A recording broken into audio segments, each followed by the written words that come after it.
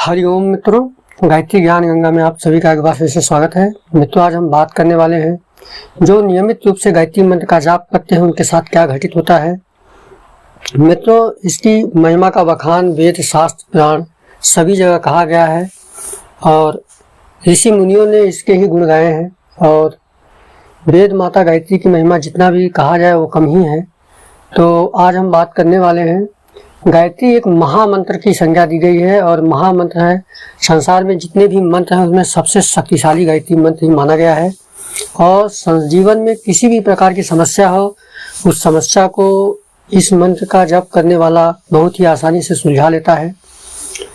तो गायत्री का जो तत्व है, भू भुवः और स्वः से आरंभ होने वाला, महाव्याहतियों से आरंभ होने वाली गायत्री।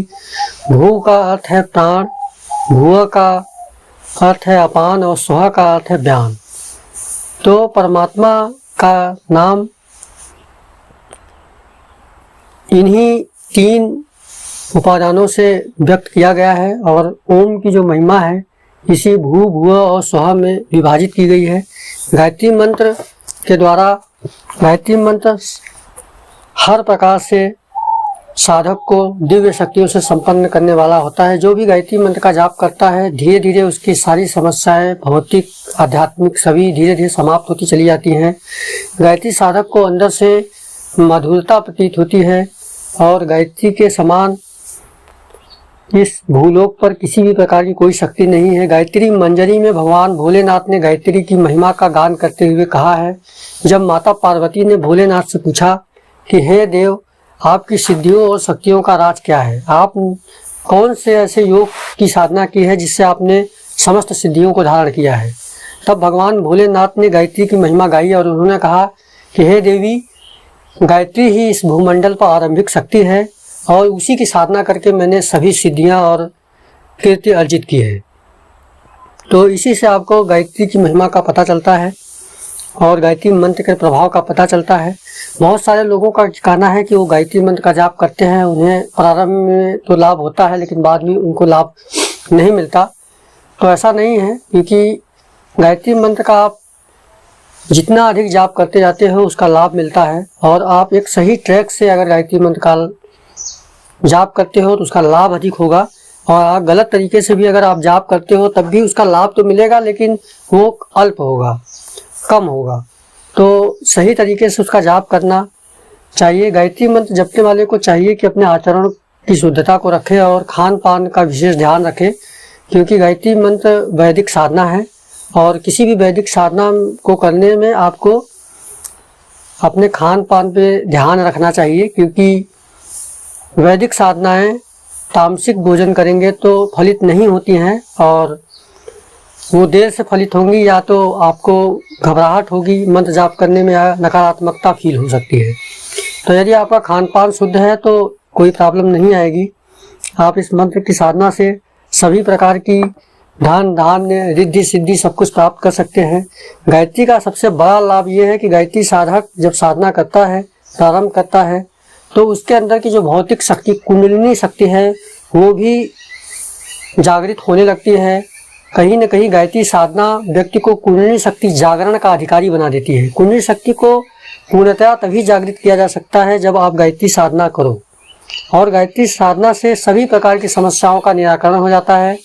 साधक में ऐसा आत्मबल प्रखर तेज उत्पन्न हो जाता है कि किसी भी समस्या को सुलझाने की सामर्थ्य खुद साधक के अंदर आ जाती है। प्राण की ऊर्जा प्रखर हो जाती है, रोगों का नाश होने लगता है और साधक को दिव्यता अनुभव होने लगती है। जो गायत्री मंत्र की साधनाएं करते हैं उनका मनोभाव अत्यंत दिव्य देवताओं के समान हो जाता है। उनकी सोचने का जो तरीका उनका हृदय बहुत ही विशाल हो जाता है। वो लोगों को आश्रय देने वाले बन जाते हैं।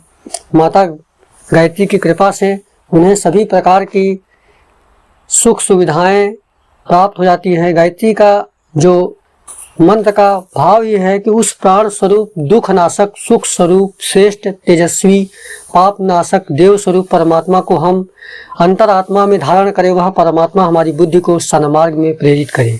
तो इसी भाव के साथ यह मंत्र बताता है कि जो प्राण स्वरूप है, जो प्राण ऊर्जा देने वाला है, यानी आपकी आयु और कीर्ति बढ़ेगी। दुख नाशक आपके जीवन में दुख नहीं रह सकते यदि आप गायत्री मंत्र का जाप करते हैं। सुख स्वरूप आप हमेशा सुख रहेंगे, श्रेष्ठता का आचरण करेंगे, तेजस्वी हो जाएंगे और आपके समस्त पाप भस्म हो जाएंगे।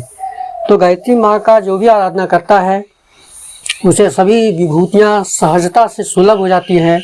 किसी अन्य मंत्र के साधक को जो विभूतियाँ बहुत ही कठोर साधना पर प्राप्त होती हैं, वह गायत्री मंत्र साधक को सहज बिना किसी विधि विधान मानसिक जप करने वाले साधक को भी माता गायत्री उसी प्रकार से सिद्ध हो जाती हैं और सभी विभूतियाँ प्राप्त हो जाती हैं। तो ये है माँ गायत्री की महिमा। और गायत्री मंत्र का जो भी जप करते हैं उन्हें इन सभी प्रकार की विभूतियाँ प्राप्त होती हैं। और कुंडली शक्ति जागरण की प्रक्रिया गायत्री साधना से ही सरल पड़ती है।